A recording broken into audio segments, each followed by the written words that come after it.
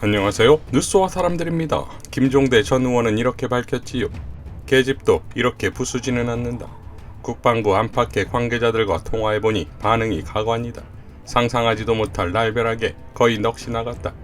며칠 전에 대통령이 들어올 테니 한 달 안에 국방부 건물을 비우라 라는 통보를 받고 나서다. 그것도 국방부와 합참의 실정을 누구보다 잘 아는 김용현 전 합참작전부장이 국방부에 쳐들어와서 일방적으로 통보했다는 점은 더욱 놀랍다. 김 전 본부장은 대선 기간에 윤석열 후보 안보 정책을 총괄하던 인물이다.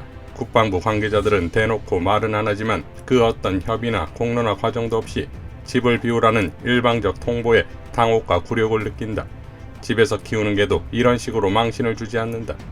앞으로 일이 더 걱정이다. 국방부와 합참은 한반도 정부작전을 지휘하는 연합지휘 통제체계를 비롯한 정군의 시스템이 종합된 곳이다. 대테러작전, 통합방위사태, 재난 및 위기관리에도 활용할 수 있는 시스템도 구비되어 있다. 말 그대로 정부의 위기관리 본부다. 또한 동맹국의 군사정보와 데이터를 관리한다. 특수정보를 지급하는 인가된 요원만이 지급할 수 있는 기능도 있다. 그런데 대통령이 국방부 건물을 차지하면 국방장관은 합참으로 직무실을 옮긴다. 건물 면적이 제한되기 때문에 장관 외에 나머지 국방부 조직은 사방팔방으로 흩어져 분산된다. 즉 장관과 국방부가 분리되는 것이다. 국방부의 군사력 통제 기능, 즉 문민 통제가 약화되거나 위축될 가능성도 있다. 합참 역시 의장실을 비워야 하고 국방부 인원을 수용하기 위해 일부가 밖으로 나가거나 조직을 축소해야 한다.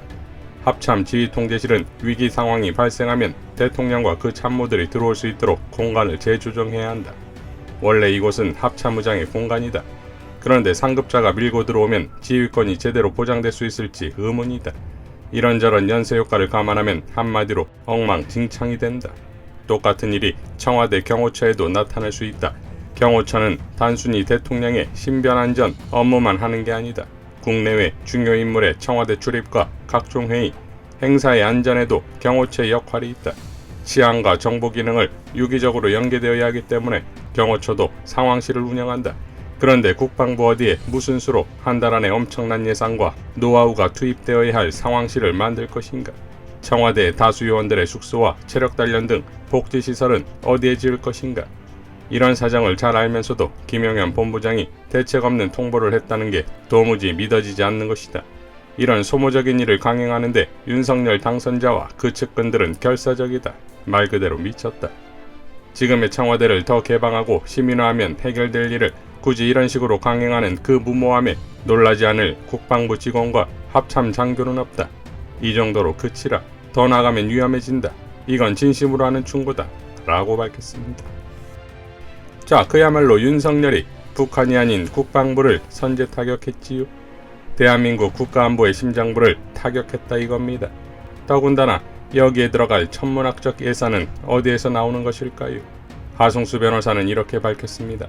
취임 전에 대통령 직무실을 옮기는 것은 불가능합니다. 왜냐하면 책정된 예산이 없기 때문입니다.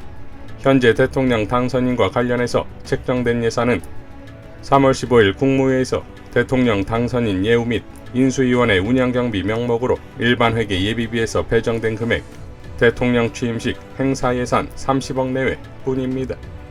당연한 것이 대통령 당선인 신분이 곧 대통령은 아니기 때문입니다. 그러니까 직무실을 옮기고 싶으면 대통령 취임 후에 국회에 예산을 제출해서 심의 의결을 받는 것이 원칙입니다. 예비비에서 지출할 수도 있지만 예비비에서 지출하는 것은 적절치 않습니다. 예비비는 재해대책 등 예상하지 못한 지출에 사용하는 것이 맞습니다. 그리고 지금 산불 복구도 안 된 상황인데 대통령 직무실을 옮기는 것이 뭐가 그리 급합니까? 하더라도 제대로 된 절차를 거치고 국회에서 예산을 심의 의결받아서 해야 합니다. 윤석열 당선인은 말 그대로 법치를 얘기할 것이 아니라 스스로 법 절차를 지키는 것부터 해야 합니다. 이어 권한도 예산도 없는데 무슨 대통령 직무실 의전? 한겨레 보도에 따르면 3월 말까지 용산 국방부 건물을 비우라는 얘기가 있다고 합니다. 누구의 지시나 요구에 의한 것인지 모르겠으나 이 얘기가 사실이라면 법치주의 파괴입니다. 대통령 당선인이나 인수인은 이런 일을 할 권한이 없습니다. 대통령직 인수에 관한 법률 어디에도 정부 부처 건물을 비우고 마음대로 공사하라고 할 권한이 없습니다. 하고 싶으면 대통령이 된 다음에 정식으로 국회에서 예산 심의를 받고 해야 합니다. 대통령직 인수위원회의 역할로 법률에서 규정한 것은 아래의 역할뿐입니다. 파악하고 준비하는 역할이지 지시 집행할 권한은 없습니다. 대통령직 인수에 관한 법률 제7조 1항 정부의 조직 기능 및 예산 현황 파악 2항 새 정부의 정책 기조를 설정하기 위한 준비 3항 대통령의 취임 행사 등 관련 업무 준비 4항 대통령 당선인의 요청에 따른 국무총리 및 국무위원 후보자에 대한 검증 5항 그 밖에 대통령직 인수에 필요한 사항. 이어 대통령 취임 전에 대통령 당선인이나 인수위원회는 집무실 이전을 위한 공사나 사무실 이전을 지시할 권한도 없다. 그것은 어디까지나 현직 대통령과 현 정부의 권한이다. 대통령직 인수위원회는 현황을 파악하고 취임식 준비 등을 하는 것이 역할이다. 대통령직 인수위원회에 관한 법률상 그렇게 되어 있다. 그런데 아직 대통령으로 취임하지도 않은 당선인이 그런 지시나 요구를 하는 것은 명백한 월권이다. 그리고 정부 부처 공무원들이 당선인 측의 눈치를 보면서 실제로 움직이고 있다면 그것은 법적 근거도 없는 행정을 하는 것이다. 정부 조직의 체계를 무너뜨리는 일이다. 이번 대통령 직무실 이전 논란을 보면서 윤석열 정권의 법치에 대한 인식에 심각한 우려를 갖게 된다. 그리고 예산과 행정체제에 대한 기본적인 이해조차 부족한 것이 아닌가 하는 의구심 역시 갖게 된다. 게다가 지금 대통령이 방역대책, 산불재해 복구, 우크라이나 사태 등으로 인한 영향, 남북관계 등 챙겨야 할 현안이 얼마나 많은가. 지금이라도 윤석열 당선인 측은 취임 전에 대통령 직무실 이전을 해야 한다는 고집을 버리고 국민을 위해 필요한 일들에 집중하기 바란다. 라고 밝혔습니다. 자, 그러니까 지금 난리를 치고 있는 청와대 용산 이전은 법치의 파괴이자 예산도 없다 이겁니다. 대통령 취임 후 그것도 국회를 통한 예산심의의결을 받아야 하는 것이니 결국 결정은 국회이자 172석의 민주당이다 이거지요. 그러니까 윤석열은 뻘짓을 하고 있다는 것이고 스스로 폭망 중이다 이겁니다. 따라서 윤석열 측은 민주당을 설득시켜야 이전이 가능한 것이고 윤석열식 설득이야 당연 검찰권이 아니겠습니까? 그러니 지금의 상황은 민주당에게 기회이며 그 대책 역시 검찰개혁인 것인데 아직도 윤호중 비대위인가요? 고일석 기자는 이렇게 밝혔습니다. 민주당은 윤석열 검찰 독재의 부역자가 되려는 것인가? 수사기소권의 완전 분리는 노무현 대통령 이래 숱한 피해 희생으로 쌓아올린 검찰개혁의 완성판이다. 이 완성의 목전에서 민주당이 머뭇거리는 동안 정치검찰의 반격으로 정권마저 내놓게 됐고 윤석열은 검찰의 통치를 당당하게 예고하고 있다. 윤의 취임 이전에 수사기소권 완전 분리를 철회하지 못하면 하반기 국회는 국민의힘 법사위원장에 의해 시도조차 못할 것이며 어렵사리 통과를 시켜도 윤의 거부권에 가로막힐 것이다. 이를 지금 철회하지 못하면 검찰개혁의 완성은커녕 지금까지 쌓아온 성과조차 모래성처럼 사라져버릴 것이며 정치검찰은 민주당 의원 하나하나에게 수사의 목줄을 걸고 검찰 통치를 감행할 것이다. 윤호중 비대위원장은 법사위원장으로서 원내대표로서 수사기소권 분리법안의 처리를 공언해왔으면서도 끝내 약속을 저버려 검찰의 반격에 빌미를 제공한 당사자이다. 지금이라도 책임을 져야 한다. 민주당이 윤석열의 검찰 통치에 날개를 달아주고 스스로 부역자가 될 생각이 아니라면 더 이상 망설이고 머뭇거릴 여유가 없다. 민주당은 지금 바로 검찰개혁 법안을 처리하라. 라고 밝혔습니다. 자, 김민훈 교수도 이렇게 밝혔지요. 민주당은 국정의 책임을 진 당이다. 자기 정부 이전까지는 여당이다. 대선 패배 이후 민주당은 과연 국정을 책임지는 정당이기는 했는가라는 질문을 던지게 하고 있다. 촛불시민은 1대100이라는 극도의 불리한 지형에서 0.7%라는 초근접전에 이른 승리의 직전의 상황을 밀어붙였으나 민주당은 분명히 패배했다.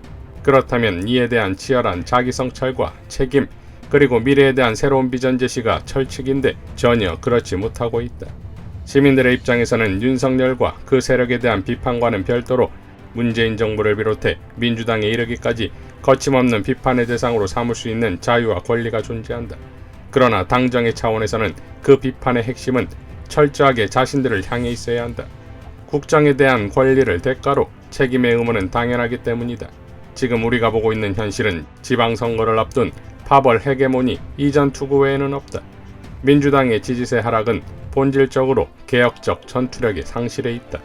그리고 그 원인의 중심에는 검찰개혁, 언론개혁에 대한 투지의 퇴각과 이에 대한 무감각한 상태로의 전락에 있다. 어느새 지방선거에 개혁입법이 불리하다는 논조까지 득세하고 있는 형편이다. 개혁입법에 대한 정광석화와 같은 긴급성, 신속성의 약속까지 했지만 모두 허사가 되고 말았다. 비대위 구성과 그 움직임은 반개혁적이기조차 하다. 촛불 시민들의 의지와 요구가 결집된 시민 비대위 제안과 그 진행 과정은 아직 초기 단계다. 그러나 이에 대한 민주당의 고민, 반응, 또한 입장 표명은 일체 없다. 자신들에게 유리한 정치적 도구의 가능성이 있다면 모르겠거니와 그렇지 않아도 당 내부의 복잡한 상황에 시민들의 요구까지 겹쳐 감당하기에 역부족일 것이다. 그럼에도 불구하고 대선 당시 약속했던 시민사회와의 협력적 관계 구축은 지금 입도 빵긋하지 않는다. 직접 민주주의 기반과 유리된 정당은 그 정치적 생명력이 고갈되어 갈 수밖에 없다. 자기들만의 특권적 요새 관리에만 에너지를 집중하게 되어 있고 그건 결국 시민민주주의를 배반할 수밖에 없기 때문이다. 이런 민주당을 그래도 어떻게든 개조해서 쓰겠다고 권리당원들이 증가하고 있으나 패인 분석의 치열한 과정을 거치지 않고 있는 정당은 결국 책임 떠넘기기와 희생양 찾기로 사태를 마무리 지을 가능성이 높다. 지금 우리가 목격하고 있는 현실이다. 민주당 비대위는 아직 당의 제도적 절차에 따라 공식 승인되고 있지도 못한 형편이다. 지방선거와 8월 전당대회까지의 과정은 민주당 개조론의 시험기간이다.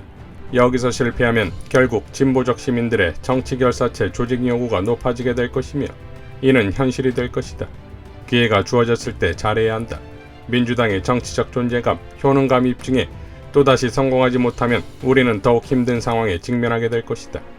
윤석열 체제가 예고하고 있는 파시즘 공세에 대한 최적의 방어선 설치와 사회적 대전환의 설계를 추진해 나갈 개혁전선의 조직화, 이 두 가지의 시민적 역량 구축과 발휘는 이제 최소한 1600만 시민들의 가장 중요한 책무가 되었다. 라고 밝혔습니다. 자, 그러니까 윤석열 정권을 견제할 수 있는 유일한 방법은 검찰개혁밖에 없다 이겁니다. 그래야 1614만의 희망인 이재명도 지킬 수 있는 것 아니겠습니까? 다행히도 윤석열 스스로 폭망 중이니 이참에 민주당은 오직 검찰개혁 완수에 올인해야 할 것이며 그것은 민주당이 대한민국 민주주의의 마지막 보루가 되었기 때문입니다. 이상 뉴스와 사람들이었습니다. 시청해주셔서 감사드립니다.